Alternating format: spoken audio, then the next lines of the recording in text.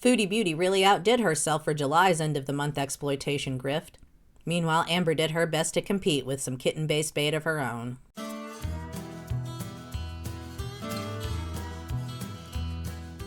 Hey y'all, just like a deluxe KFG platter, I'm completely fried, semi-identifiable, and ready to deliver the goods, even if there is no bread involved. Chantal made a horrifying edit to the kitten donation scam recently, this time using a child as a prop. A 9-year-old child. A child with Down syndrome. Allegedly, Foodie has taken donations for the girl's schooling, though of course the only proof she has shown so far only tells us how much extra she'll be spending on KFG, solar-powered AC, and rental husband fees. Foodie also insisted that the parents fully consented to the child being on stream, though of course Chantal did not show the parents in order to protect their privacy. One has to wonder, did she fully disclose what her channel truly is? Did she mention any of her past antics or troubles? Why her and Salah left Kuwait faster than you leave a bad party after you spot your worst ex coming through the door. How her chat can turn in a moment into a backbiting shit-talking cesspool where people say things you couldn't waterboard out of me. Did she mention to the little girl with special needs or her struggling parents how much she likes to say the R word, and how she doubles down and defends it when she's called out?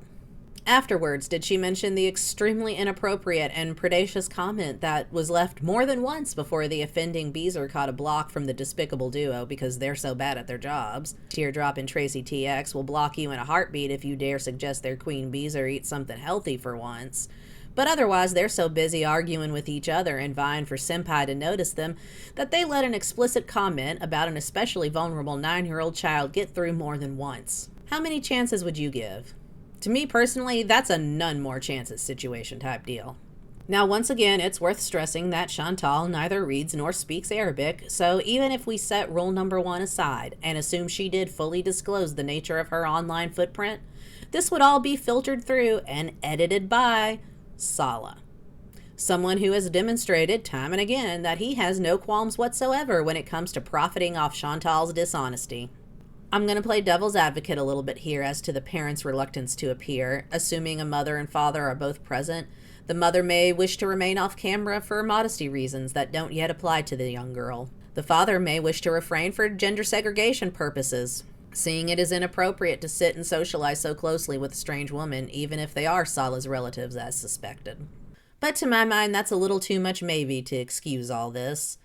And it's also possible, whether out of desperation or just plain greed, that the parents readily agreed to farm out their minor child for PayPal promises and super chat dreams. If we take Foodie at her word, I know, they stayed off camera for privacy.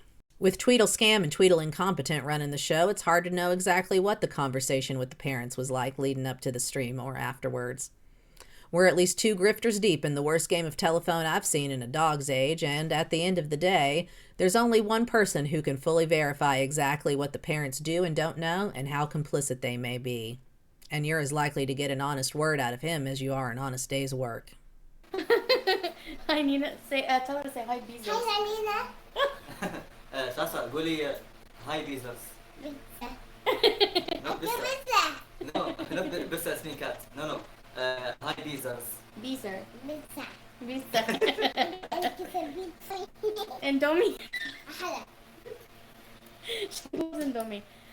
So Sasa's very close to us, and She's been there all of a month. You're not close to anyone like that in a month. I'm sorry, I don't care if this is Salah's extended family, which they probably are, but this is absolutely unbelievable. yeah, we talked to her family, and they're more than fine with, they know about the internet, and they're more than fine with Sasa being,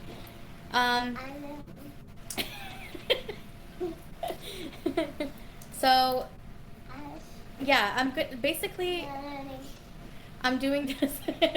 It's okay, Adi, she can talk. The live stream I'm doing, basically, we plan on helping her as well. Yeah, we just want positivity, obviously, guys. So.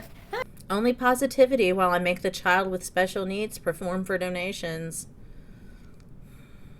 Sasa is not from a very affluent family, and they can't really afford to pay. She needs special schooling. She's has special needs, and she needs special schooling. And it's about $1,000 a year. And we're also going to help, but I just thought I'd let you. We're also gonna help, she says. $1,000 a year. How much were those solar panels? And the battery for the AC? How much have you spent on KFG and other food and crap since you've been there? How much did you spend to get there? You said the cab ride was really expensive. Surely, in a place where everything else is so affordable, as you've said, you got that 80-cent toothbrush. There are deals everywhere. $17 for KFG, $45 for all those fresh fruits and veggies that were clearly not eaten by you, but that's another discussion. You can't afford $1,000 for the year for this sweet little girl's school? You care so much, you successful professional YouTuber and your legitimate business person husband? Y'all can't just do it? Okay. You guys know that the ad revenue for this at least is going for Sasa, which I will prove to you guys. So far, her proof has been a screenshot of ad revenue. We have no idea, as usual, what she may have raked in over PayPal. She'll never show PayPal receipts. Even if she does, again, doesn't mean anything unless we see her physically putting cash in this little girl's family's hands. We got nothing, and we'll never see that. First of all, they're not going to be on camera because of privacy, so how would we even know? There's no way that she can, with the parameters she's set for herself here, prove anything. Unless maybe she shows us a receipt from the child's school, but again, in order to show us enough to be proof, she'd have to dox the kid's school. This is an absolute mess. This is why people don't do it this way, Chantal. And she prattles on about how, oh, why do you act like you could only ask for help for someone or something through official means or organized ways? This is why. This is why people say do a GoFundMe and have it go straight to the school or the parents. This is why people say get with an organization.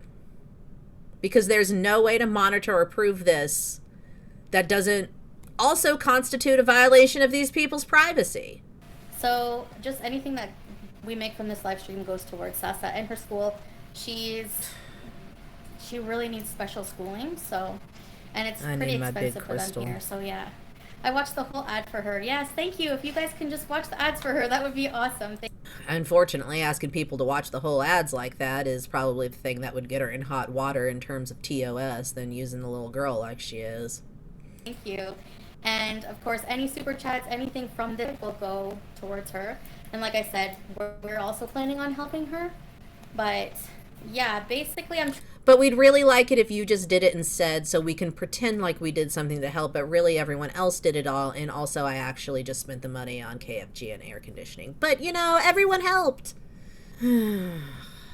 Y'all, these grift scripts just write themselves with her at this point. trying to YouTube lover because she does need the help. It's a little pricey. It's like maybe around $1,000 a year. $1,000 a year for this little girl's school, and it's a little pricey. Now, I don't doubt that that is pricey to her parents, but that shouldn't be pricey to you, Chantal, international traveler, Canadian YouTuber with legitimate business person husband, especially with all the money you've been saving on all these deals you've been getting, right? You said you were going to help out. How much? How much more could you need after you and Salah help out? You know, like, she speaks very few words, barely in Arabic, but she's really, really cute. She's amazing. Look at her. Right, Sasa? As you can see, she really loves Indomie. She always asks for Indomie. Sasa loves Indomie? Okay. And Julia? She loves Julia. Yeah, she met Julia.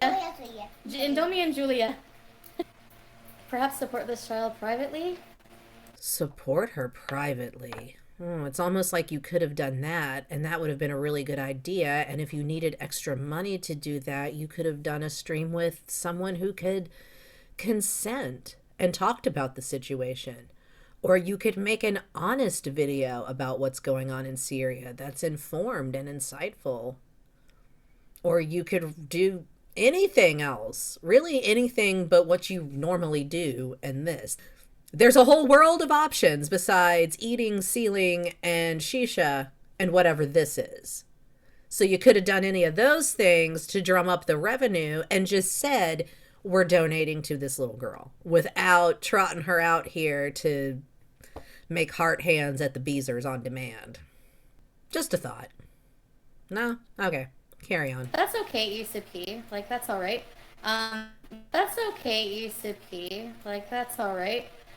Yeah, that's My okay. dog Pass. I don't do anything without acknowledgement. I'm not going to do a good deed and not get props for it. Well, not like she's actually doing a good deed here. I can share some of my ad revenue, you know? Yeah, you can do that without showing the kid, but whatever.